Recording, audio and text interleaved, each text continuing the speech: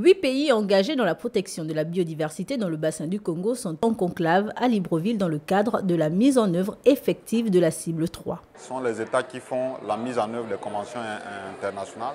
Donc nous avons la chance de regrouper là 3 pays du bassin du Congo, notamment le Gabon et les 2 Congos, sur une question spécifique qui est rattachée à la cible 3. Et la cible 3 va constituer un outil important dans la lutte contre le déclin de la biodiversité. Démarré en 2021 avec un déboursement de 100 millions de dollars au niveau des 3 pays du bassin du Congo, le fonds Bezos est cette année sur la dernière ligne droite du financement en attendant le prochain cycle prévu en 2026. Le fonds a une série de thématiques qu'il gère avec des partenaires et dont notamment la question de la justice climatique, la question de la décarbonisation des cités ou bien Greening City.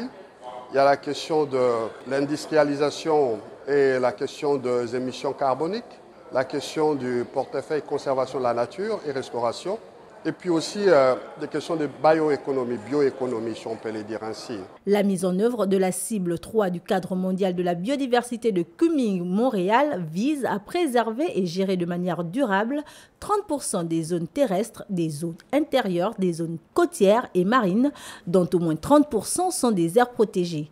D'autres mesures de conservation efficaces par zone nécessitent une approche intégrée et inclusive. On est en train de recevoir donc de plus en plus de données sur ce qui est en train de se faire à ce niveau-là.